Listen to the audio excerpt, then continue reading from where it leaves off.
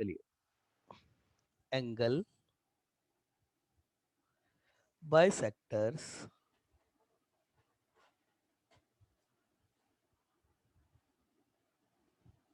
angle bisector between the lines a1x plus b1y plus c1 equal to 0 and a2x plus b2y plus c2 equal to 0 is given by a1x plus b1y plus c1 upon under root a1 square b1 square equal to a2x plus b2y plus c2 upon under root A two square plus B two square और ये plus और minus, यही होता है angle bisector की equation, है ना। अब देखना बेटा ध्यान से, पहला point, equation of angle bisector containing origin, equation of angle bisector containing origin. अभी कोई भी बच्चा सामने आ जाए, बच्चे का मैसेज आया, सर इंक चेंज कीजिए प्लीज। ठीक है बेटा, क्या प्रॉब्लम आ रही है इंक में, मतलब किस में? सर ब्लू का नहीं। नहीं मतलब ये जो ब्लू है उसमें प्रॉब्लम थी या ये रेड वाले में इसमें दिक्कत है? ब्लू। ब्लू में दिक्कत है, चलिए बच्चे का मैसेज आया, रेड ठीक है सर, ठीक है चलिए, ओके बेटा ओके। ब्लैक ठीक है, यस ये सर। चलो बेटा, एंगल बाइसेक्टर, है ना भैया, जेई पॉइंट ऑफ व्यू से बहुत इंपॉर्टेंट है ये, जेई पॉइंट ऑफ व्यू, हालांकि पूरा चैप्टर ही इंपॉर्टेंट है मगर यहाँ से बहुत ज्यादा क्वेश्चन आते हैं। एंगल बाइसेक्टर घूम घूम घुमा घुमा के आते हैं, कंटेनिंग ओरिजिन, मतलब हम दो जो लाइन है हमारे पास, मैंने तुमको बता दिया कि ये किस किस चीज की बात कर रहा है। कई बार तो यही नहीं पता होता है बच्चों को, बच्चे सीख लेते हैं मगर कई कई बार हुआ है ऐसा मेरे सामने कि बच्चों सीख लिया बच्चों ने एंगल बाइसेक्टर कंटेनिंग ओरिजिन क्या होता है, मगर जब उनसे पूछा जाए कंटेनिंग ओरिजिन का मतलब क्या है, उनको पता नहीं होता है ये। तो क्या मतलब होता है इस चीज का, जैसे सपोज ये कार्टेशियन है आपका, और ये जो दो लाइन आपको दी गई है वो एक लाइन ये है और दूसरी लाइन जो आपको दी है वो दूसरी लाइन सपोज मान के चलो ये है। तो ये जो एक दो तीन चार, ये जो चौथे पार्ट में आपका ओरिजिन आ गया ना, ये या तो एक्यूट एंगल होगा या ऑब्ट्यूस, वो नहीं पता हमको, मगर इस वाले पार्ट की एंगल बाइसेक्टर की इक्वेशन को निकाला जा सकता है। और वो कैसे निकाला जाता है देखिए, हाँ भाई, उसका तरीका क्या होता है, उसका उसका है, इफ इक्वेशन ऑफ लाइन,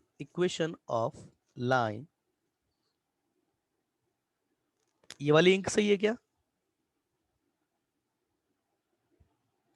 चलिए, इफ इक्वेशन ऑफ लाइन, अरे ये ऊपर जो मैंने लिखा है वो दिख रहा है नहीं दिख रहा है तुमको, क्योंकि काम पड़ेगा उसका, तो मैं दोबारा लिख देता हूँ इसको, कोई बच्चों को नहीं दिख रहा होगा क्योंकि काम पड़ेगा इसका। ये जो लिखा है अंदर ये है आपके a1x plus b1y plus c1 upon under root a1 square plus b1 square equal to plus minus a2x plus b2y plus c2 upon under root a2 square plus b2 square, क्योंकि इसका काम पड़ने वाला है अभी।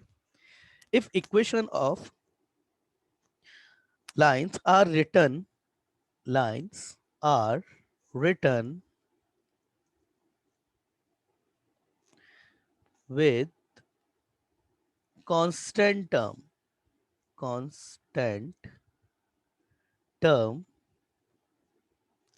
c1 and c2, say a1x plus b1y plus c1 equal to 0 and a2x plus b2y plus c2 equal to 0, है ना। Then first make, भैया थोड़ा ध्यान से, first make their constant term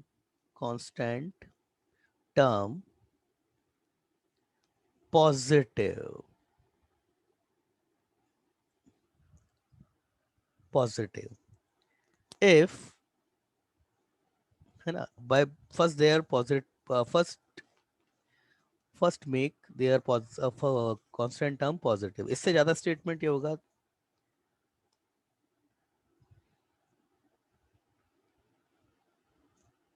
ना। नाउ चेक, चेक की स्पेलिंग गलत हो गई, now check their constant term is positive or not। ठीक है, if positive, if positive, if positive or not, if constant term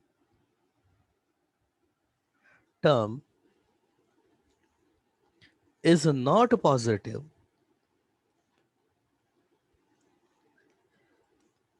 then make it positive, then make it positive by multiplying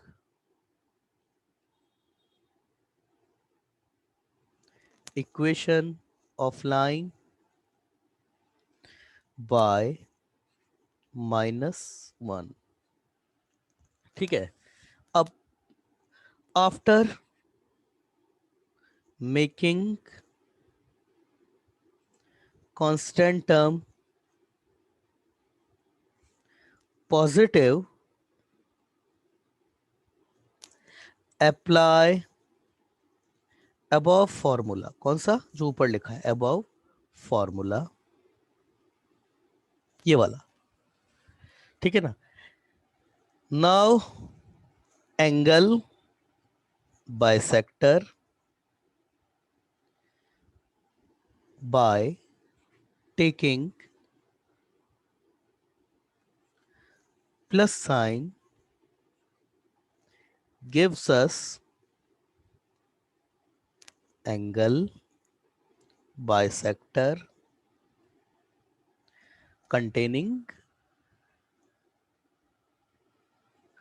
origin। ये तो हुई बात आपकी। अब सुनो इसका मतलब क्या है।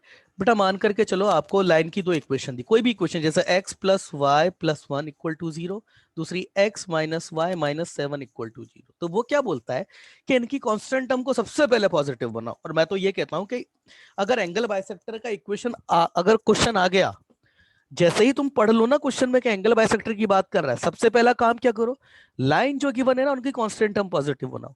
तो कैसे होगी, इसकी तो पॉजिटिव है ही सही, इसमें पॉजिटिव नहीं है, तो कैसे होगा, या तो -1 से मल्टीप्लाई कर दो ना -1 कॉमन लेकर के निकाल दो, तो ये कितना हो जाएगा, y minus x plus seven equal to zero, ये हो गई।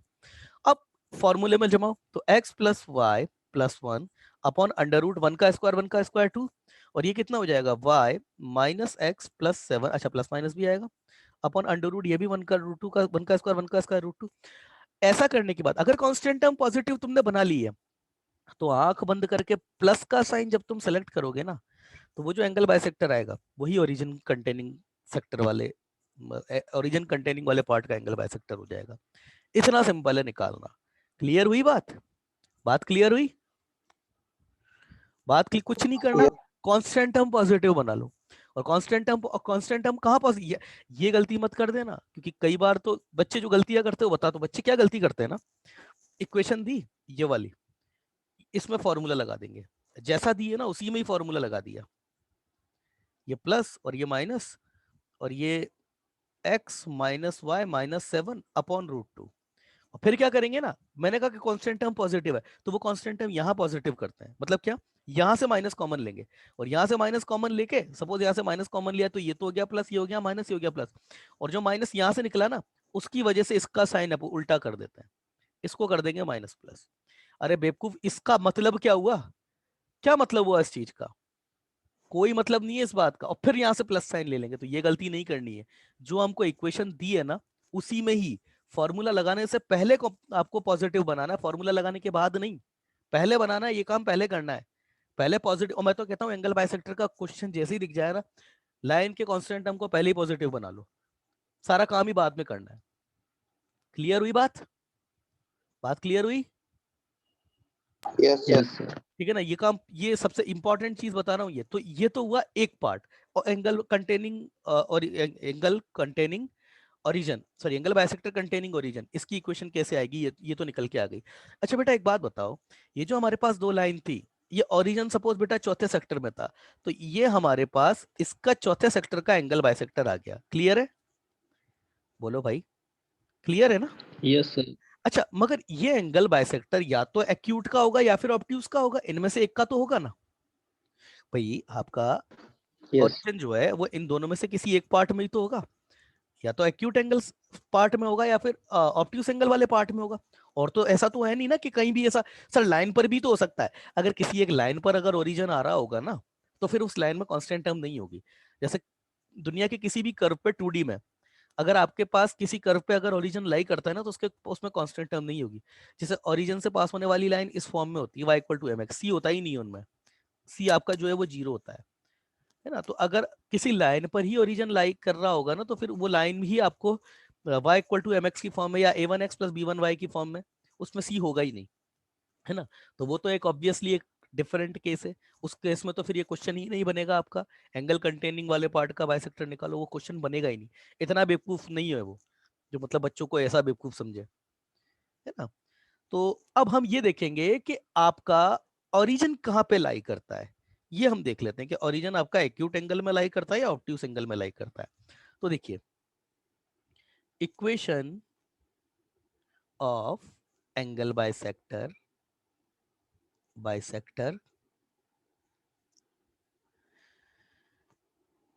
Of acute oblique obtuse angle. हाँ भाई जगताप, ओ जगताप।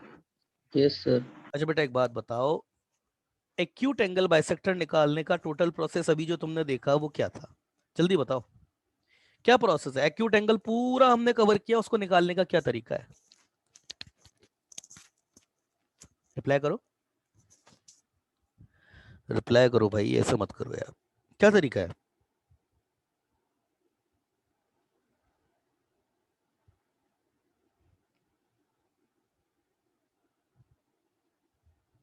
क्या हो गया? चलो शिंदे जी तुम बताओ क्या है। ओ अधिकेत, आप बताइए क्या है। ये तो मैं वो पूछ रहा हूँ भाई, जो चीजें मैंने अभी अभी बताई है वो चीजें मैं पूछ रहा हूँ। ये तो रिप्लाई करो जल्दी, क्या तरीका है? ये जो तरीका अपन ने अभी अभी देखा, इसका मतलब तुम्हारा ध्यान नहीं है क्लास में, इसका मतलब ध्यान नहीं है तुम्हारा क्लास में।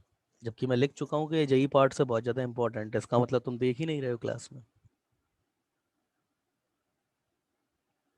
अधिकेत, ओ अधिकेत, yes sir.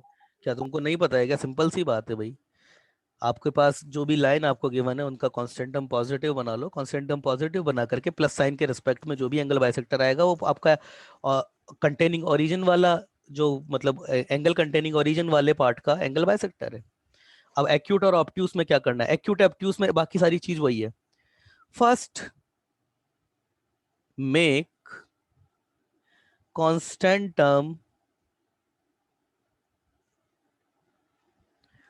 Positive, positive of lines a1x plus b1y plus c1 equal to 0 and a2x plus b2y plus c2 equal to 0।